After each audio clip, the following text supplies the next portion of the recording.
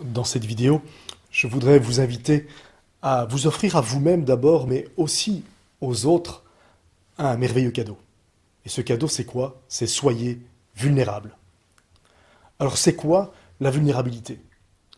La vulnérabilité, c'est quand je vis sans masque, sans casque et sans armure. Quand je suis pleinement moi-même. Par exemple, quand j'ose exprimer ce que je pense devant ma famille, mes amis, mes collègues ou mes proches, alors qu'eux pensent quelque chose de différent. La vulnérabilité, c'est quand j'ose parler de mon erreur, quand j'ose dire que je me suis trompé. La vulnérabilité, c'est quand j'ose poser des questions parce que j'ai pas compris, quand j'ose dire que je ne comprends pas. Ma vulnérabilité, c'est aussi quand j'ose exprimer le fait que je doute de moi-même, que je doute de mes capacités, que je ne suis pas sûr que je vais y arriver. Ma vulnérabilité, en fait, c'est quand je cesse de paraître pour être. Pourquoi c'est si difficile d'être vulnérable? C'est à cause de la peur. À cause de la peur de l'échec, à cause de la peur du jugement, du qu'en dira-t-on, des réactions des autres. Alors, comme je me sens quelque part en danger, je préfère faire le caméléon et passer inaperçu. Ne pas dire réellement qui je suis, garder mon masque, garder mon casque et garder mon armure. Une fois que j'ai franchi ce fossé de la peur, je ressens une immense liberté. Pouvoir être enfin moi-même, plutôt que de jouer un rôle, c'est un peu comme porter des baskets, un short et un t-shirt pendant une belle journée d'été, plutôt que d'être coincé dans un costard trop petit, qui gratte, qui serre de partout, et dans des chaussures en cuir, toutes neuves, qui grincent et qui elles aussi sont trop petites pour moi. Je retrouve un véritable confort, le confort d'être simplement moi-même. La vulnérabilité, c'est surtout un cadeau pour les autres. Lorsque j'ose parler de mes émotions ou exprimer mes émotions, je donne la permission aux autres d'exprimer leurs émotions. Lorsque je parle de mes erreurs, lorsque je dis que je me suis trompé, j'invite aussi et je donne aussi la possibilité aux autres de dire qu'ils se sont trompés. Lorsque je dis que je n'ai pas compris et que j'ose poser des questions qui peut-être sont assez basiques, et je peux me poser la question, est-ce que c'est une question intelligente ou c'est une question un peu idiote que je suis en train de poser? Mais en fait, je ne me la pose pas, parce que cette question, je l'ai, et je veux avoir la réponse pour bien comprendre. Lorsque je fais ça, je donne la permission aux autres aussi de poser des questions, les plus simples soient-elles. Lorsque j'accompagne des dirigeants, j'insiste toujours beaucoup là-dessus. Soyez vulnérables, montrez-vous vulnérables. Encore récemment, je coachais un de mes clients, une cliente en fait, qui venait d'être nommée à la tête d'une multinationale. Et une de ses filiales, c'est la filiale hollandaise, qui est aussi la plus importante dans l'ensemble du groupe que cette personne doit diriger, lui pose problème parce que son néerlandais est bon, mais en fonction de l'accent, il lui arrive parfois de ne pas comprendre tout à fait ce que l'autre personne veut exprimer. Et donc elle se dit, si ça se passe avec un de mes employés, ça ne va pas être facile pour moi.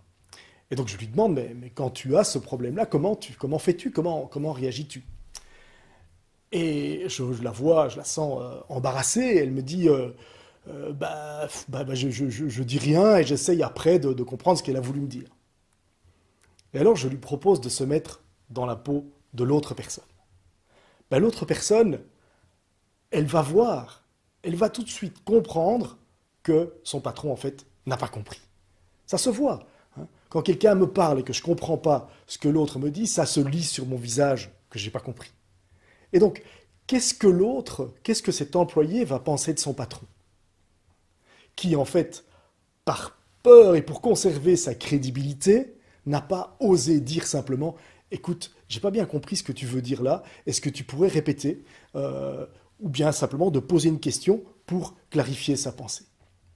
Vous avez donc beaucoup plus à gagner en disant simplement, en étant vulnérable. En plus, cela donnera la permission à vos employés de vous poser les questions, parce que peut-être que si vous ne comprenez pas bien leur néerlandais, peut-être que eux ne comprennent pas bien non plus votre néerlandais qui a peut-être un petit accent francophone. Et donc là, vous leur permettez également de poser des questions de façon à ce que la relation soit bien meilleure et que d'éviter bien des malentendus, bien sûr. Pour aller plus loin, j'ai deux conseils à vous donner. Le premier, c'est de combiner la vulnérabilité avec le deuxième accord Toltec, qui était l'objet d'une de mes vidéos précédentes.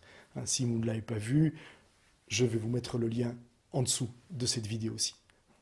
Le fait de ne rien en faire de personnel par rapport aux réactions des autres va vraiment m'aider à ne pas ressentir ces blessures et ces attaques que pourrait générer ma vulnérabilité.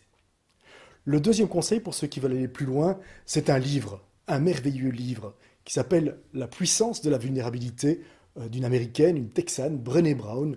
Je vous le conseille, il existe en anglais, mais il y a également la traduction en français. Si vous n'avez pas le temps de lire le livre, je vous invite à regarder des vidéos de Brené Brown où elle synthétise son bouquin. Elle est passionnante à écouter. C'est vraiment une femme extraordinaire. Alors oui, il y a des risques d'être vulnérable. Certains en profiteront, et peut-être certains de vos proches, des personnes qui comptent pour vous, et vous serez peut-être de temps en temps blessé. Mais qu'est-ce qui vaut mieux?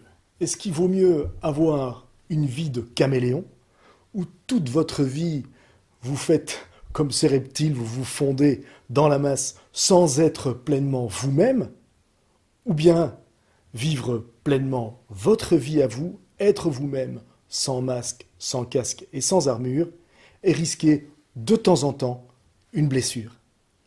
Être malheureux toute sa vie, ou être heureux la plupart du temps, et de temps en temps avoir quelques douleurs et quelques blessures à soigner.